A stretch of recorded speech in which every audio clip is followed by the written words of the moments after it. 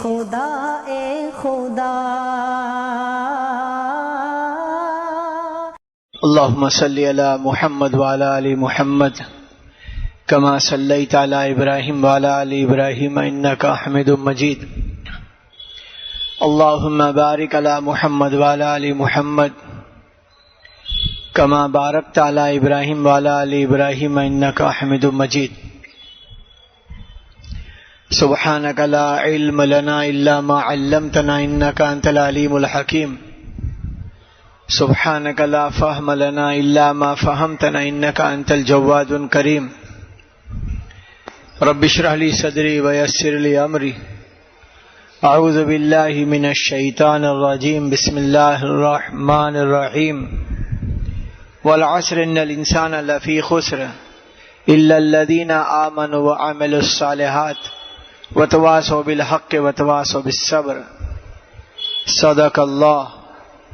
صدق اللہ مولانا العظیم وصدق رسولہ النبی الکریم ونحن على ذلك من الشاہدین والشاکرین والحمد للہ رب العالمین۔ محترم مسجد و بزرگوں،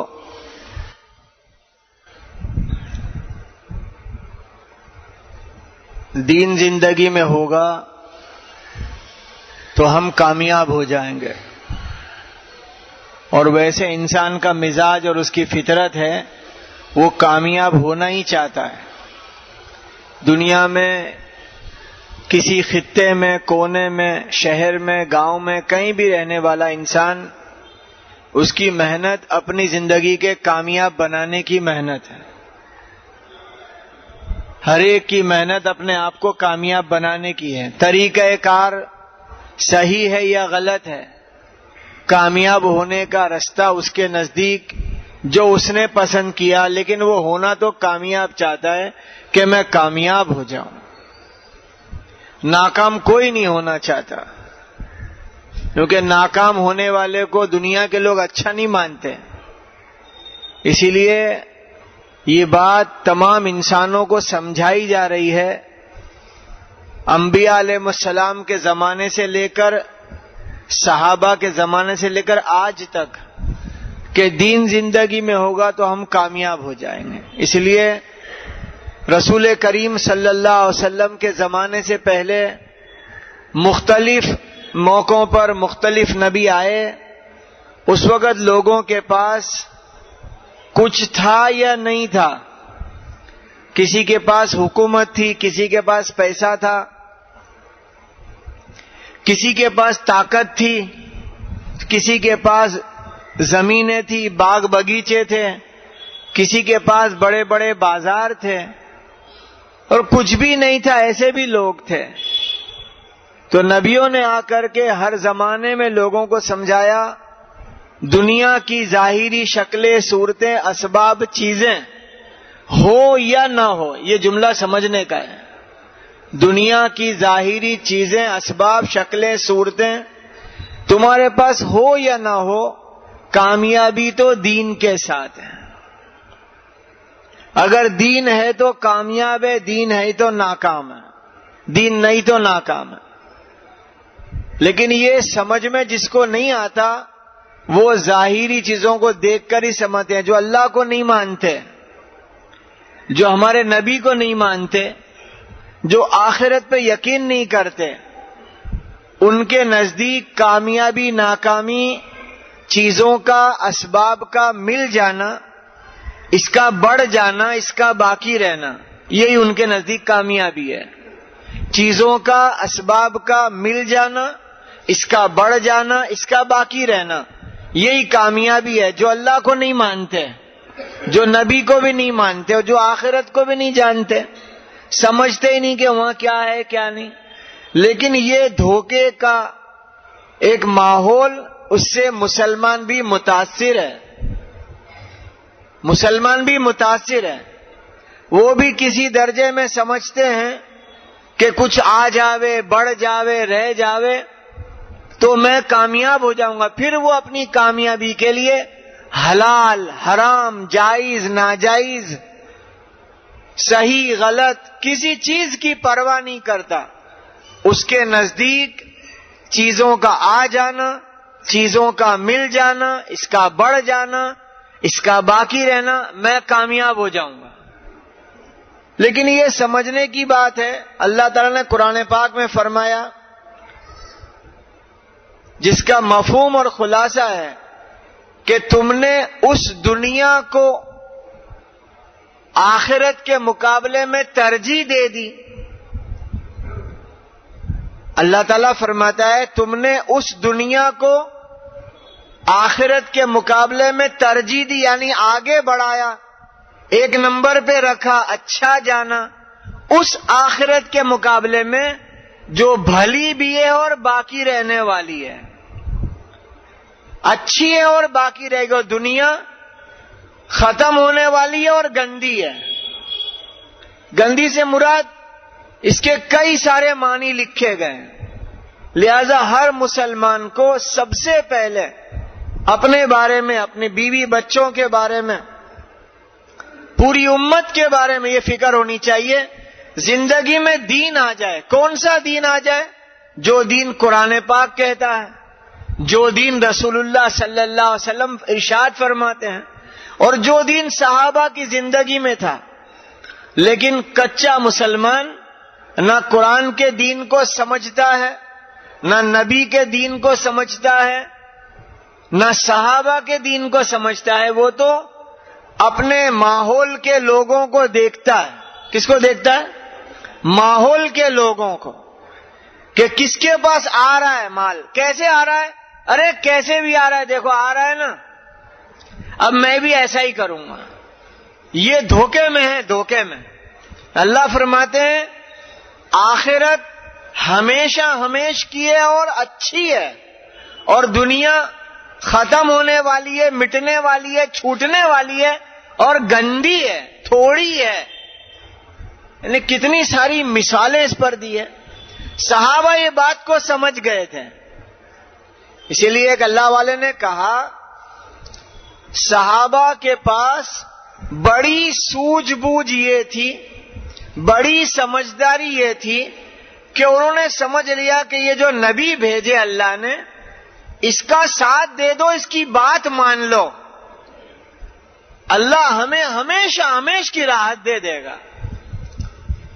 اب دنیا میں دیکھ رہے تھے کہ جو ان کا ساتھ دے رہے ہیں، جو ان کی بات مان رہے ہیں، ان کو مار پڑ رہی ہے، ان کو خاندانوں سے بائیکاٹ کیا جا رہا ہے، ان کے کاروبار اجڑ جا رہے ہیں، بربادی کے راستے دکھ رہے ہیں، نہ رات کو چین سے سو سکتے ہیں، نہ سکون سے کھانا کھا سکتے ہیں۔ دھوپ برداشت کرو اللہ کے راستے میں، دشمنوں کے خطرے ہمیشہ سر پر، اور فاقے پر فاقے، ہر چیز کی ظاہری پریشانی تھی، لیکن وہ صحابہ سمجھ گئے تھے یہ وقتی ہے۔ اس لیے ایک جملہ سمجھایا، اچھے سمجھدار نے، بہت اچھے سمجھدار نے جملہ سمجھایا، حالانکہ یہ بات کسی انداز سے کئی لوگ کہہ چکے ہیں، اور وہ تسلی کا جملہ ہے کہ زندگی میں بڑے سے بڑے حالات ہم پر آ جائیں، اس وقت یہ جملہ تسلی کا ہے، یہ وقت بھی گزر جائے گا۔ اتنا اچھا جملہ ہے تسلی کا، یہ وقت رہے گا نہیں، گزر جائے گا۔ جو پل ابھی ہے یہ چلا جائے گا، جو پل ابھی ہے وہ چلا جائے گا۔ کسی کے زندگی کے حالات زیادہ دن چل جاتے ہیں، دھوپ زیادہ دن رہتی ہے سر پہ، کسی کے چھاؤں زیادہ رہتی ہے، کسی کے بیماری، کسی کے تنگ دستی، چھوٹا کاروبار کرے پیسے ڈوب جاتے ہیں، ادھار لے کر آیا امتحان ہو گیا آسمان سے، لیکن وہ یوں سمجھے کہ یہ دن بھی گزر جائیں گے۔ دین نہیں چھوڑنا چاہیے، لیکن جہاں کوئی امتحان آیا، چھوٹا بڑا امتحان آیا، تو یہ کیا کرتا ہے؟ دین چھوڑ کے الٹے کام میں لگ جاتا ہے۔ بربادی ظاہری تھی تھوڑی، اب یہ بڑی بربادی پہ چل دیتا ہے، کسی غلط زندگیوں پہ لگ جاتا ہے اور اپنی آخرت برباد کرنے لگتا ہے۔ اس لیے صحابہ کو میں اور آپ ان کی زندگیوں کو بار بار پڑھیں، سنیں کہ صحابہ نے کیا سمجھایا، اور جب تک صحابہ کو پڑھیں گے نہیں، سنیں گے نہیں، پیارے نبی کی سیرت پاک ہم سمجھنے والوں سے سمجھیں گے نہیں، تو دین سمجھ میں نہیں آئے گا، کیونکہ موجودہ انسان کو دیکھ کے کیا سمجھ میں آئے گا۔ اس لیے ایک اللہ والے نے بڑی اچھی بات کہی، بہت پیاری بات کہی، کہ ترقی، کامیابی اور ناکامی جن کے ریزلٹ آئے ان کو دیکھ کے سمجھ سکتے ہیں، باقی نہیں سمجھ سکتے۔ جن کے ریزلٹ آ گئے ہیں، جو بچہ پاس ہو گیا، بھئی یہ کیسے پاس ہوا، یہ ناپاس ہوا تو کیا کرتا تھا کہ ناپاس ہوا، ان کا ریزلٹ آ گیا ہے۔ لیکن جس کے ابھی پریکشا بھی نہیں ہوئی، ابھی بچے 6 مہینے بھی پورے نہیں ہوئے، دیوالی کی چھٹی آئے گی، ان کو دیکھ کر کے کوئی اپنی محنت کے معیار قائم نہیں کر سکتا۔ ریزلٹ والوں کو دیکھیں تو ریزلٹ آئے ہیں قرآن پاک میں، فرعون کا، قارون کا، حامان، نمرود، شداد، قوم عاد، قوم سبا، قوم سمود، قوم شعیب، قوم لوط، ان کے ریزلٹ آ گئے کہ یہ سب برباد ہیں۔ اور کامیابی کے ریزلٹ آ گئے، انبیاء علیہ السلام اور حضرات صحابہ، ان کے کامیابی کے ریزلٹ ڈکلیئر کر چکا اللہ تعالی، فیصلے آ گئے ان کا ریزلٹ ڈکلیئر ہوا ہے کہ یہ سب برباد ہو گئے، یہ سب کامیاب ہو گئے۔ اس کے بعد کے جو بھی لوگ ہیں ان کے ریزلٹ ابھی آئے نہیں ہیں۔ موجودہ زمانے کے زندہ بزرگ یا جو قبروں میں آرام کر رہے وہ مرحومین بزرگ جو بھی تھے، ان کے ریزلٹ ابھی پتہ نہیں ہے۔ خوشگمانی ہم سب کے ساتھ رکھیں گے، انشاءاللہ ہر مسلمان جنت میں جائے گا، لیکن ریزلٹ ہمارے پاس نہیں ہے۔ ریزلٹ وہ اللہ کے نافرمانوں کے آ گئے، فرعون کا، نمرود کا، ایسے ہی جتنے بھی، اور ایسے اللہ کے نیک انبیاء علیہ السلام اور حضرات صحابہ۔ اسی لیے بھائی فضل کریم صاحب نے کہا لوگوں کا ایک مزاج ہے، ریزلٹ دیکھ کے ہی اپنی رائے قائم کرتے ہیں۔ جیسے کہ کوئی جیت گیا، نیتا بن گیا، کیا بن گیا؟ نیتا کو تو آپ سب جانتے ہیں نا، چھوٹا نیتا بن گیا، لوگ اس کو جا جا کے بولے ہمارے محلے کی گٹر صاف کرنے کی، بن گیا ہے کیا؟ اور لوگ جا جا کے کون سی کمپلین لکھا رہے ہیں، اللہ کرے بات سمجھنا، نیتا بن گئے وہ، لیکن لوگ یہی باتیں جا جا کے بولے یہ کرو وہ کرو، ہمارا پتھر ٹوٹ گیا، ہمارا یہ ہو گیا، لیکن وہ نیتا جی ہے۔ تو نیتا جی کوئی بن گئے، چھوٹے یا بڑے یا ملک کے اعتبار سے، جیسے ریزلٹ آیا کہ بھئی یہ جیت گئے، اب ان کو سیٹ مل گئی ہے، تو ریزلٹ آتے کے ساتھ لوگ بولتے ہیں یہ جو ہے نا، ہم لوگ ایک ہی بینچ پہ بیٹھتے تھے، ایسے بولتے ہیں، گلی ڈنڈا ساتھ میں ہی کھیلتے تھے ہم لوگ، ہمارے گاؤں کے ہی یہی ہے، اور کالج میں ساتھ میں ہی تھے، اور یوں ایسے سب اپنی رشتہ داریاں جوڑتے ہیں کہ ریزلٹ آیا کہ جیت گئے، تو اب ریزلٹ والے کے ساتھ اپنی تعلقات کو بتا کے کہ میرے ساتھ اس کا بھی ہے۔ اب وہ نیتا جی نیتا بنے، 5-6 مہینے کے بعد حکومت نے کچھ ان کے نام پہ وارنٹ جاری کیا، کچھ الزامات لگائے، اور یوں کہا ان کی تپاس کرو، اور جو ان کے تعلق والے ان کی بھی تپاس کرو۔ اب وہ آئے کہ تمہارے ساتھ پڑھتا تھا نا یہ، تو وہ کیا کہہ رہے، اب ریزلٹ بدل گیا۔ ارے بھائی وہ تو پہلے پڑھتا تھا، ابھی تھوڑی پڑھتا ہے، اب یہ بات بدل گئی، ریزلٹ بدل گیا، بات بدل گئی۔ ہم تو 20 سال سے اس کو ملے بھی نہیں ہے، وہ تو پہلے یہاں تھا، ابھی تو وہ وہاں چلا گیا ہے، ابھی وہ یہاں نہیں، اب تو وہ وہاں ہے، ہم تو ملتے بھی نہیں، کیونکہ ریزلٹ بدل گیا تو بات بدل گئی۔ لہذا بھائیو، ریزلٹ جن کے کامیابی کے آگے وہ کامیاب ہے۔ اس لیے میں اور آپ نیت کریں، ہم اسلام کو، دین کو سمجھنا چاہتے ہیں، انبیاء علیہ السلام کی باتیں قرآن پاک کی تفسیر میں لکھی گئی، سمجھنے والوں سے سمجھ لیں، میں صحابہ کی باتیں سیرت صحابہ میں لکھی گئی ہے، سمجھنے والوں سے سمجھے تب دین سمجھ میں آئے گا۔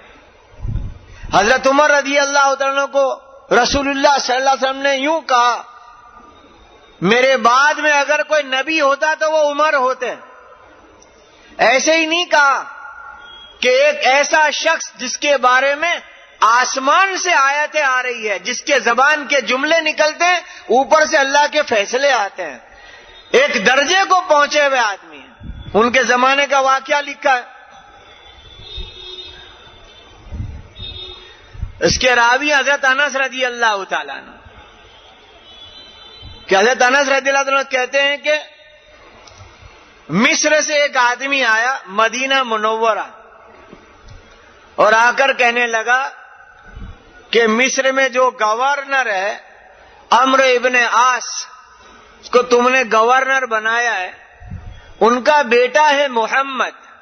اب وہ گورنر کا بیٹا ہے، وہ کہیں دوڑنے میں ہم دونوں کی شرط لگی، اپنے یہاں بولتے ہیں ریس حریف آئی گجراتی میں، تو میں آگے نکل گیا، تو وہ لڑکے نے میرے کو بہت مارا کہ ہم گورنر کی اولاد ہیں، ہم بڑے ہیں، ہم سے آگے تم نکل جاؤ گے. ارے سمجھ میں آ رہی بات؟ ایسے ہمارے یہاں ہوتا ہے نا، ہم تو محلے کے فلانے کے ہیں، تم ہم سے آگے کیسے جا سکتے ہو؟ میں مثال میں بہت ساری بات کہہ سکتا ہوں اور آپ سمجھ رہے بہت سارا. حضرت عمر کو جب یہ پتا چلا کہ گورنر کے بیٹے نے اس کو مارا اس لیے کہ یہ آگے نکل گیا تھا، خط لکھا عمرو ابن عاص کو کہ تم بھی مدینہ آ جاؤ اور تمہارے بیٹے کو لے کے آؤ. جب وہ دونوں آئے، حضرت عمر نے پوچھا کہاں ہے وہ مصری، اس کو بلاؤ.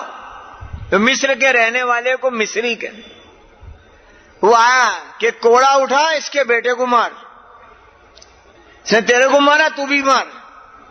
اور مجمع بڑا جمع تھا. وہ مصر کے رہنے والے عمرو ابن عاص کے بیٹے کو کوڑے لگانے لگے کہ زور سے مار کمینوں کی اولاد کو. کیا جملہ ہے تمہارا کا؟ کمینوں کی اولاد کو زور سے مار. اس کو بہت مارا. حضرت انس کہتے ہم دیکھتے رہے جب بہت مار پڑی، یہاں تک اس نے کہا کہ اب نہیں مارنا ہے جو مارنے والا تھا. حضرت عمر کہنے لگے رضی اللہ تعالیٰ اس کے ابا کو بھی مار. عمرو ابن عاص رضی اللہ، وہ بھی وہیں کھڑے تھے، گورنر ہیں. تو وہ مصری کہنے لگا امیر المومنین اس کے ابا نے میرے کو نہیں مارا، میں ان کو نہیں ماروں گا. تو حضرت عمر غصے سے کہنے لگے عمرو سب کو اپنے سے غلام بنا کے ڈرا کے رکھا ہے، لوگ تیرے کو مارنا بھی نہیں چاہتے. نہیں محلے میں کچھ ایسے بڑے نام کے بڑے یا مال کے بڑے یا کسی کام کے ایسے بڑے بن جاتے ہیں، نہ دین کے بڑے نہ علم کے بڑے، ایسے ہی بڑے بن گئے. لوگ ان کی غلطی پر کیا کہتے اب یار یہ بڑے لوگ ہیں ان کو کیا بولنے کا. ارے ہاں کہ نہ، محلے میں کمیٹی چلا رہے ہوں یا کسی بھی کام کے آگے وان بن گئے ہوں، ان کو کیا بولنے کا. حضرت عمر نے کہا اس کے ابا کو بھی لگا، اپنے بیٹے کو سمجھاتے نہیں ہیں، ایسی تعلیم دے رکھی ہے. حضرت عمرو ابن عاص رضی اللہ عنہ رو کے کہنے لگے امیر المومنین مجھے یہ پتہ ہی نہیں تھا کہ ایسا ہوا ہے، ورنہ میں میرے بیٹے کو وہیں سزا دیتا. یعنی وہ بھی اتنے پکے تھے کہ پتہ نہیں چلا. یہ سبق میرے اور آپ کے سمجھنے کا ہے کہ آج اگر ہماری اولاد کہیں غلطی کرتی ہے اس اولاد کی طرفداری نہ کریں، جس پہ ظلم کیا اس کی حمایت کریں. ارے سمجھ میں آ رہی بات؟ ہمارے گھروں کی عورتوں کو بھی سمجھاویں. گھر کا چھوٹا بچہ باہر نکلا ہے اور باہر سے کوئی دوسرا بچہ روتے روتے آیا اس کی امی کے ساتھ، اور ہمارے گھر کی عورت پاس آ کے بولے تمہارے بیٹے نے اس کو مارا اور بیٹا وہیں کھڑا ہے، تو وہ عورت کیا بولتی ہے؟ تمہارے بیٹے نے کچھ کرا ہوگا تو ان نے مارا گا، یوں تو نہ مارے. وہیں جھگڑا شروع. ہاں کہ نہ؟ میرا چھوکرا تو تم نے اس نے کچھ کرا ہی ہوئے گا. اس کو دو چانٹے لگا دیتے، ڈانٹ دیتے، اس کے سامنے بات ختم ہو جاتی. یہ سمجھنے کی بات ہے. تو حضرت عمر رضی اللہ عنہ اس کی بہت فکر کرتے تھے کہ ظلم ذرا بھی نہیں چلے گا، چاہے وہ گورنر کا بیٹا کیوں نہ ہو. اور انصاف اس لیے کر دو تاکہ مرنے کے بعد جو آخرت اچھی اور باقی رہنے والی ہے وہاں پر معاملہ صاف ہو جائے. ایک کو گورنر بنا کے بھیجا جن کا نام لکھا ہے فیروز دہلوی رضی اللہ تعالیٰ عنہ. ان کو خط لکھا, میرے بھی سمجھنے کا ہے آپ کے بھی سمجھنے. خط کیا لکھا؟ اس میں لکھا مجھے خبر ملی ہے کہ تم وہاں پر میدے کی روٹی اور شہد کھا رہے ہو, مدینہ آ جاؤ. کیا کھا رہے ہیں؟ یعنی سمجھایا سمجھانے والوں نے کہ تم گورنر ہو, ایک دم آسان سیدھی زندگی جیو, سیدھا کھاؤ جو سب کھاتے ہیں. نہیں سمجھے بات؟ اللہ نے اپنوں کو دیا یار, ایسا لوگ بولتے ہیں. حضرت عمر رضی اللہ عنہ فرماتے تھے علاقے کے بڑے ذمہ دار لوگ, میں ان بات کو مفہوم میں کہہ رہا ہوں, علاقے کے بڑے ذمہ دار, کسی قسم کے ذمہ دار جن کو لوگوں نے ذمہ دار سمجھا, ان کی زندگیاں سب کے لیے نمونہ ہے. کھانے میں, کپڑے میں, سواری میں, شادی میں, میت میں, کمانے میں, بچوں کی تربیت میں, ان کی زندگی نمونہ ہے سب کے لیے. لوگ دیکھتے ہیں فلانے کا گھر کا ہی ہے. جیسے میں نے ابھی ایک دن پہلے ہی کہا ایک جگہ پر, مسجد میں, کوئی برا مت لگانا, برا لگے تو مجھے معاف کرنا. مسجد میں مولانا کا بیٹا پھرتا ہو, بھاگ دوڑ کرتا ہو, تو لوگ مسکراتے ہوئے کہیں مولانا کا چھوکرا ہے. نہ دوسرے کا ہو تو کیا تو بھائی سب کے چھوکرے اس کو دھمکا دیا, اس کو دھمکا دو, اس کو نہیں دھمکا دو, کوئی کو بھی مت دھمکاؤ. مسجد کا ادب سب کے لیے ہے, لیکن ہم کیا کریں؟ کس کا چھوکرا ہے؟ مولانا کا, تو اس کو پرمیشن ہے مسجد میں دھمال کرنے کی. وہ آگے آ جائے, پیچھے آ جائے, چلاوے, پکار کرے, بھاگ دوڑ کرے, ایسا کیسے ہوگا؟ مسجد کا ادب سب کے لیے ہے. اللہ کرے بات, یعنی تم کو پہلے میں نے کہا برا لگا تو مجھے معاف کرنا, ہاں, کیونکہ انہوں نے بولا, ان کا نام لیا, ایسی کوئی بات نہیں ہے. بات لکھے فیروز دہلوی کو خط لکھا کہ تم وہاں میدے کی روٹی اور شہد کھا رہے ہو, مدینہ آ جاؤ, اور جیسی پہنچو مجھے خبر دو. حضرت عمر رضی اللہ عنہ خبر ملی کہ فیروز دہلوی آ گئے, کہ بلاؤ. گھر کے دروازے پہ آ گئے گورنر صاحب, اور اندر آنے کی اجازت مانگی کہ گھر میں آؤں, میرے اور آپ کے سب کے سمجھنے کا ہے. کسی کے بھی گھر جاؤ تو کیا کرو؟ ارے بولو نا, بیل بجانا ہو, دروازہ کھٹکھٹانا ہو, یہاں تک کہ اپنے گھر میں بھی جانا ہو.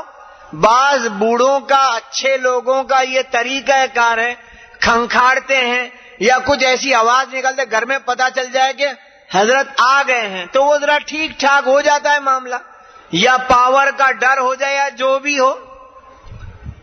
حضرت فیروز دہلوی رضی اللہ عنہ دروازے پہ اجازت مانگی.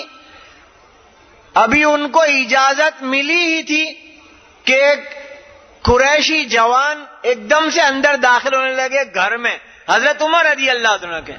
ایسا کہ دروازہ چھوٹا تھا. کیسا تھا؟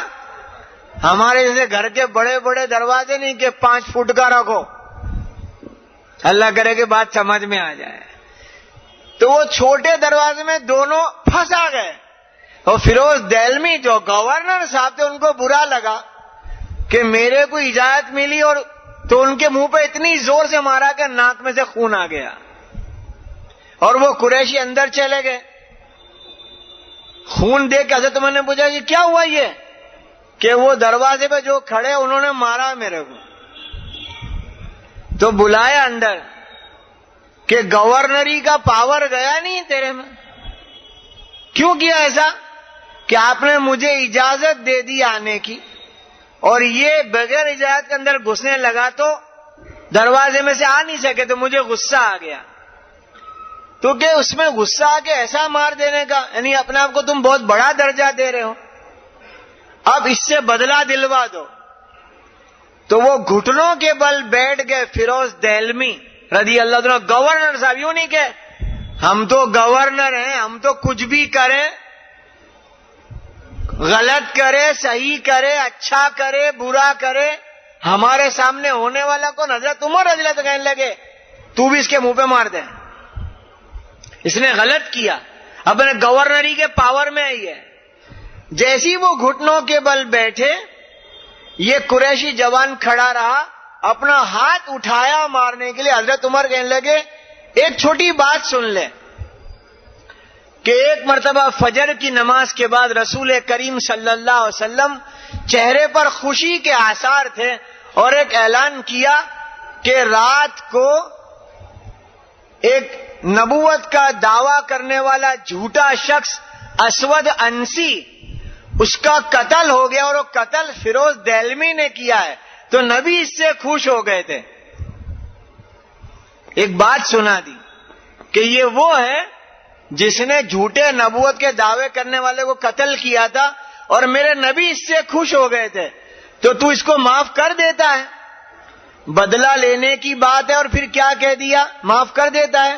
تو وہ پیارے نبی خوش ہو گئے, جس سے اس سے وہ بھی خوش ہو گئے. وہ قریشی جوان نے کہا کہ میں تو انہیں معاف کرتا ہوں. جیسی معاف کرنے کا لفظ قریشی جوان نے کہا, فیروز دہلوی رضی اللہ عنہ کہتے ہیں امیر المومنین میری آخرت بچ جائے گی کہ بگڑ جائے گی. فکر کہاں کی آئی؟ ارے بولو نا. میرے کو آپ کو سب کو آخرت کی فکر ہونی چاہیے, ہر صبح ہر شام ہر پل. آخرت کا کیا, آخرت کا کیا جو ہمیشہ باقی رہے گی اور اچھی ہے, اور دنیا چھوٹنے والی ہے اور تھوڑی سی گندی ہے, بربادی ہونے والی, خراب ہے یہ. تو حضرت عمر نے کہا کہ اس نے معاف کر دیا تو تمہاری آخرت سنور جائے گی. فیروز دہلوی خوش ہو گئے کہ اس کے معافی پر میری آخرت سنور جائے گی. کہنے لگے باہر میرا گھوڑا کھڑا ہے وہ بھی تیرے کو ہدیہ, اور یہ میری تلوار ہے یہ بھی تیرے کو ہدیہ, اور 30,000 درہم میری ملکت میں سے تیرے کو ہدیہ. حضرت عمر رضی اللہ عنہ کہنے لگے قریشی جوان سے, تو نے تو معاف کر کے دنیا کے اندر بھی مال حاصل کر لیا اور معاف کر کے آخرت کا انعام بھی حاصل کر لیا. سبق کیا لکھا؟ کسی نے ہم پر ظلم کر لیا تو اس کو کیا کر دو, کیا کر دو, معاف کر دو. جو معاف کر دیں گے تو اللہ تعالیٰ دونوں جہاں میں بھلائی کر دے گا. لیکن یہ امید مت لگانا کہ فیروز دہلوی نے تو کچھ دیا تھا یہ کچھ دیں گے. نہیں سمجھے بات؟ اللہ کرے بات ہماری سمجھ میں آ جائے. ایک بات بول کے بات پوری کرتا ہوں. حضرت عمر رضی اللہ تعالیٰ کی بات اس لیے سنا رہا ہوں. پھر تیسرا قصہ کہ وہ ایک ہی بات میں تھے کہ دین ہوگا تو کامیابی ہوگا. دین کا حصہ الگ الگ جگہ پر ہے. ایک دفعہ ملک شام تشریف لے گئے حضرت عمر رضی اللہ تعالیٰ عنہ. میں جو بات سنا رہا ہوں اس سے میرے کو آپ کو سبق لینا ہے. یہ تقریر پہ بات ختم نہیں ہوتی کہ سبق لینا ہے کہ دین زندگی میں لانا ہے. معافی کا دین, معاف کر دینے کا دین, بڑا اگر غلطی کرے تو اس سے بھی بات صحیح سے کر دینے کا, اپنے اولاد کی صحیح تربیت کا دین, یہ سب سیکھنے کی چیز ہے. ملک شام تشریف لے گئے حضرت عمر رضی اللہ عنہ. ایک یہودی آیا جس کا سر پھٹا ہوا تھا اور اچھی سی پٹائی ہو گئی, ایسا لگ رہا تھا کہ اس کی اچھی سی پٹائی ہوئی ہے. آ کر کہنے لگا امیر المومنین آپ کو مسلمانوں کا امیر المومنین بنایا گیا ہے اور میں آپ سے انصاف چاہتا ہوں کہ جس نے میرا یہ حال کیا آپ اس کو سزا دو. حضرت عمر کو بہت غصہ آیا, وہ یہودی تھا, پھر بھی کیا کرنے کا ہے, انصاف. نہیں سمجھے بات؟ کچا آدمی کیا بولے, برابر ہے بھائی, برابر ہے. برابر ایسے بولنے کا نہیں. حضرت عمر نے حضرت صہیب رضی اللہ عنہ کا, صہیب جاؤ تلاش کرو یہ کس نے کیا اس کے ساتھ ایسا, ایسا کس نے کیا. تو حضرت صہیب رضی اللہ عنہ گئے, ڈھونڈے ڈھونڈے ایک صاحب, ان سے ملاقات ہوئی, راوی حضرت سوید رحمت اللہ علیہ, وہ بھی صحابی رسول تھے. ان سے کہا کہ آپ کے بارے میں پتہ چلا کہ آپ نے اس کے ساتھ ایسا ایسا کیا ہے. کیا میں نے کیا؟ میں نے اس کا سر پھاڑ دیا, میں نے اس کو مارا. کہ حضرت عمر تیرے سے بہت ناراض ہے, ملے گا نا ایسی پٹائی چالو کر دیں گے. تو وہ صاحب نے حضرت صہیب کو اپنی پوری بات سنا دی کہ میں نے ایسا کیوں کیا. حضرت صہیب رضی اللہ عنہ کہنے لگے تو معاذ ابن جبل کے پاس چلا جا رضی اللہ عنہ، ان کو پوری بات سنا، ان کو لے کے جا۔ حضرت معاذ ابن جبل رضی اللہ عنہ بھی وہیں تھے ملک شام میں، وہ گئے، حضرت سہیب راوی ہیں وہ کہتے ہیں صہیب بھی آ گئے، وہ مارنے والے بھی آ گئے، مار کھانے والا بھی تھا، معاذ ابن جبل بھی آ گئے۔ اور حضرت عمر نے کہا صہیب لایا پکڑ کے ان کو کہ ہاں وہ یہی ہیں، بلایا کہ تم نے کیا یہ؟ تو حضرت معاذ ابن جبل عرض کرنے لگے امیر المومنین آپ غصہ نہ کرو، پہلے اس کی بات سن لو، پہلے اس کی پوری بات سن لو، پھر اس کے بعد آپ سزا جو چاہے دے دیں۔ لیکن میں اور آپ سب سمجھیں کسی بھی معاملے میں جلد بازی کے فیصلے اچھے نہیں ہیں، چاہے گھر میں، چاہے خاندان میں، چاہے محلے میں، چاہے بستیوں میں، چاہے کہیں بھی۔ ہم کوئی بات سنتے ہیں، فوراً اس کو آگے چلاتے ہیں۔ میری بات دھیان سے سننا، کیا کرتے ہیں کوئی بات سن کے فوراً کیا کرتے ہیں؟ تحقیق نہیں کہ کیا ہے کیا نہیں۔ بادشاہ کی بیگم اپنے محل سرا میں تھی کہ دھوبن کمرے میں آئی، دھوبن جانتے ہو نا، اور دھوبن نے اپنا چہرہ خوشی خوشی ایسا مسکراتا چہرہ، تو دھوبن کی خوشی دیکھ کر بادشاہ کی بیگم نے پوچھا اتنی خوش کیوں ہے؟ کہ آج ہمارے گھر میں چننا منا پیدا ہوا ہے۔ اوہو، چننا منا پیدا ہوا اس لیے میں خوش ہوں۔ تو بادشاہ کی بیگم بھی اس کی خوشی دیکھ کر خوش ہو گئی کہ ان کے گھر میں چننا منا پیدا ہوا ہے، اس کو سونے کی انگوٹھی دے دی اور مٹھائی کھلا دی۔ یہ ہو رہا تھا کہ بادشاہ آ گیا۔ بادشاہ نے بیگم سے پوچھا بھئی کیا بات ہے دھوبن پر اتنے مہربان کہ ان کے گھر میں چننا منا پیدا ہوا ہے؟ تو بادشاہ نے سونے کی چین اتار کے دے دی اور مٹھائی لے کر کے وزیروں کے پاس، بھائی وزیروں سنو دھوبن کے گھر چننا منا پیدا ہوا ہے۔ تو وزیروں نے بھی تحفے تحائف دے دیے۔ پھر دربار عام میں گئے، عام لوگ بھی تحفے دینے لگے۔ ایک کچھ تھوڑا سوجھ بوجھ والا آدمی تھا، اس نے ایک وزیر سے پوچھا ارے وہ پوتا ہوا کہ نواسا ہوا وہ تو پوچھو، چننا منا۔ تو وزیر نے کہا بھائی ہم نے نہیں پوچھا، ہم کو تو خالی معلوم پڑی کہ چننا منا پیدا ہوا، تو تم کو بول دیا۔ اس نے دوسرے وزیر کو کہ بھائی میرے کو خالی چننا منا معلوم ہے، پوتا نواسا کون ہے معلوم نہیں، کیا ہوا؟ ہوتے ہوتے بادشاہ تک، بادشاہ کو پوچھا ارے بادشاہ سلامت، وہ پوتا ہوا دھوبن کے وہاں کے نواسا ہوا کہ معلوم نہیں ہے، چننا منا پیدا ہوا اتنا معلوم ہے کہ جاؤ اپنی بیگم سے پوچھو۔ اب جب بیگم سے پوچھا کہنے لگے مجھے بھی کیا پتا چننا منا، تو دھوبن کو بلا کے پوچھا بیگم نے کیا آپ کہتے چننا منا پیدا، وہ پوتا ہے کہ نواسا؟ کہ نہیں وہ ہماری گدھی کو ایک چھوٹا سا گدھا پیدا ہوا ہے۔ کون پیدا ہوا؟ اس کو کیا کہہ رہی ہے وہ؟ ارے بولو، چننا منا۔ وہ تو ان کے لیے چننا منا ہی تھا، لیکن تحقیق نہیں کہ چننا منا کیا پوتا ہے کہ نواسا ہے کہ گدھے کا بچہ ہے۔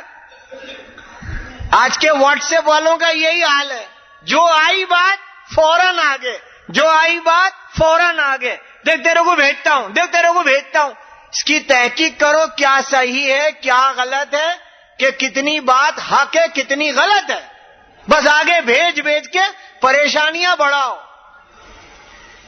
تحقیق نہیں کرتے۔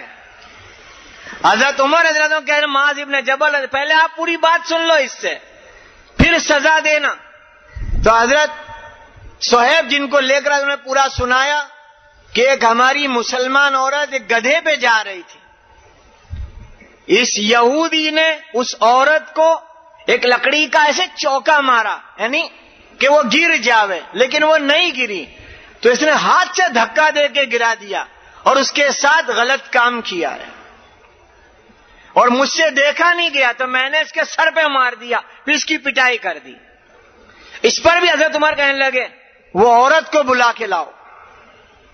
تو وہ صاحب جنہوں نے مارا تھا وہ گئے، اس کے گھر پر پہنچے، کہ حضرت عمر رضی اللہ عنہ بلاتے ہیں ملک شام، وہ ملک شام میں ہی تھے، تو وہ لڑکی کا خاوند اور اس کے ابا کہنے لگے ارے بھی ہم تو یہ بات دبا دینا چاہتے تھے، اس کی عزت خراب ہو جائے گی سب میں کہ انہوں نے اس کے ساتھ ایسا سلوک کر دیا۔ لڑکی کہنے لگی نہیں نہیں، انصاف ہونا چاہیے، ظلم کو باقی رکھیں گے تو ظلم بڑھے گا، ظلم کی سزا ملے گی تو ظلم مٹے گا۔ میں تو حضرت عمر کے پاس جاؤں گی رضی اللہ عنہ، وہ آئی، اس نے پورا قصہ سنایا کہ ایسا ایسا جو یہ کہہ رہے ہیں صحیح ایسا ہی ہوا تھا۔ میرا کہنے کا مطلب یہ ہے اس واقعے پہ کہ دین کا ایک حصہ یہ بھی ہے کہ ہمارے سامنے کوئی بات لے کر اگر کوئی آ جاتا ہے اس کی پوری تحقیق کریں، ایسی کوئی بات چلاوے نہیں۔ ایسے موبائل والوں سے کہہ رہا ہوں، کوئی بھی بات، خبر، کچھ بات آئی، کسی کی آواز آئی، کسی کی ویڈیو آئی، کچھ آیا، چاہے وہ ہمارے نزدیک دین کی ہی بات تھی، لیکن کیا یہ صحیح ہے کہ غلط ہے، کیا یہ بھیجنے جیسی ہے کہ نہیں ہے؟ اگر نفرت بڑھتی ہو ان باتوں سے ہرگز نہیں بھیجنا چاہیے آگے۔ دین کی بات ہے لیکن نفرت بڑھے گی۔